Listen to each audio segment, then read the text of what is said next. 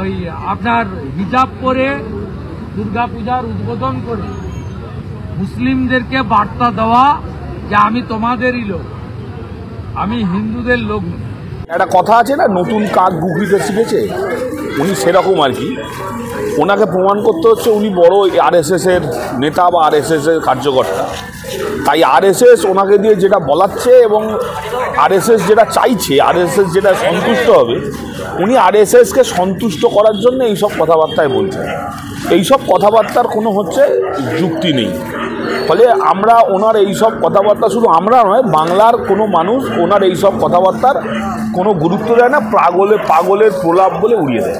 এখানে আমাদের কাছে যে কোনো উৎসব, আপনি দুর্গাপুজোও যদি বলেন, সেটা ধর্মীয় আবেগের থেকেও এটাকে আমরা উচ্চ জায়গায় দিই। এটা আমাদের সকলের মিলন উৎসব। এই উৎসবটা আমাদের কাছে মিলন উৎসব হয়ে ওঠে। এটা শুভেন্দুবাবুর সঠিকভাবে জানা নেই, আর উনি হিন্দু ধর্ম নিয়ে জানেন না। 2026-এর বিধানসভা নির্বাচনে ভারতীয় জনতা পার্টির সিট এখানে 30-এর নিচে নেমে যাবে। আমি আপনাকে তো বললাম, আপনি এটা মিলিয়ে নেবেন, আমার এইটা রেকর্ডটা আপনাদের কাছে রেকর্ড করে রেখে দিন। বিধানসভা নির্বাচনে বিজেপির সিট আমাদের বাংলায় 30-এর নিচে নেমে যাবে, এবং সেটা নিয়ে শুভেন্দুবাবু অত্যন্ত ভীত, সন্ত্রস্ত। কেন 30-এর নিচে গেলে ওনার কি হবে সেই ব্যাপারে উনি খুব ভীত, সন্ত্রস্ত। তাই উনি এইসব কথাবার্তা বলছেন। 30-এর ওপরে বিজেপি সিট যাবে। দেখুন, শুভেন্দু নিজেও হিন্দু ধর্মের কিছু জানে না, আর শুভেন্দুর কাছ থেকে হিন্দু ধর্ম শিখে আমাদের হিন্দু ধর্ম করতে হবে, এটা ঠিক নয়। ফলে আমাদের এখানে যে কোনো উৎসব শুধুমাত্র ধর্মীয় দিক থেকে সেটার যে মহত্ব, সেটা নয়। আমরা যখন ঈদ পালন করি বা যে কোনো উৎসব পালন করি, ঈদের বলুন বা বড়দিন বলুন বা দুর্গাপূজা বলুন, সেগুলো আমাদের কাছে উৎসব। যেই উৎসবে আমরা সকলে মিলিত হই এবং সকলেই এই আনন্দ উৎসবে সামিল হয়ে আনন্দ করি। যেমন আমরা ঈদের সময়ও আমরা একে অপরের বাড়িতে যাই, খাওয়া দাওয়া করি, আনন্দ করি। তেমনি দুর্গাপুজোতেও কিন্তু একই রকমভাবে আমাদের বাড়িতেও আমাদের অনেক মুসলিম বন্ধুরা আসেন। আবার বড়দিনের সময় আমরা খ্রিস্টানের বাড়িতে যাই, কেক খাই।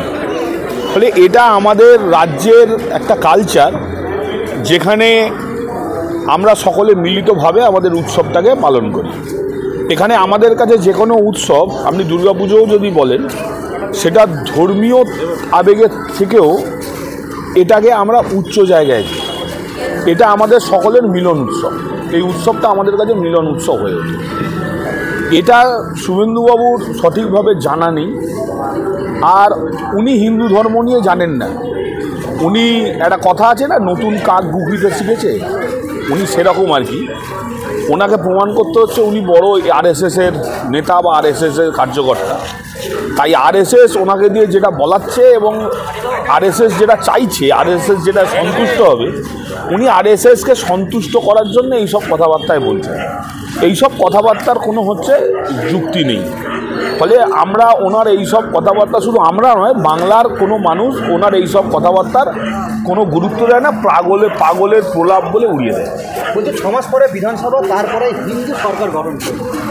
উনি তো 2021-এর বিধানসভা নির্বাচনের আগেই এই কথা বলেছিলেন। মন্ত্রিসভা হয়ে গেছিলো, কারা মন্ত্রী, উনি কাদের মন্ত্রী করবেন সেটাও ঠিক করে দিয়েছিলেন। আমি একটা কথা দায়িত্ব নিয়ে বলতে পারি, 2026-এর বিধানসভা নির্বাচনে ভারতীয় জনতা পার্টির সিট এখানে 30-এর নিচে নেমে যাবে। শুভেন্দু বলছে 177টা পাবে। আমি আপনাকে তো বললাম, আপনি এটা মিলিয়ে নেবেন, আমার এইটা রেকর্ডটা আপনাদের কাছে রেকর্ড করে রেখে দিন। বিধানসভা নির্বাচনে বিজেপির সিট আমাদের বাংলায় 30-এর নিচে নেমে যাবে, এবং সেটা নিয়ে শুভেন্দুবাবু অত্যন্ত ভীত, সন্ত্রস্ত। কেন 30-এর নিচে গেলে ওনার কি হবে সেই ব্যাপারে উনি খুব ভীত, সন্ত্রস্ত। তাই উনি এইসব কথাবার্তা বলছেন। 30-এর ওপরে বিজেপি সিট যাবে। বিজেপি সভাপতি তিনি বলছেন যে কংগ্রেসকে ভেঙে বিজেপি সহযোগিতা করেছিল তৃণমূল সৃষ্টি হওয়ার। কংগ্রেস যখন তৃণমূল যখন ভেঙে তৈরি হয়, কংগ্রেস ভেঙে যখন তৃণমূল তৈরি হয়, সেটা কেন তৈরি হয় সেটা সবাই জানে। সেটা তৈরি হয়েছিল তার কারণ, তৎকালীন সময় কংগ্রেসের নেতৃত্ব সিপিএমের বিরুদ্ধে যে লড়াই, সেই লড়াইয়ের অনীহার ফলেই তৃণমূল কংগ্রেসের সৃষ্টি হয়। আর যখন তৃণমূল কংগ্রেসের সৃষ্টি হয়, সেখানে এই পশ্চিমবাংলায় ভারতীয় জনতা পার্টির একটাও সিট ছিল না।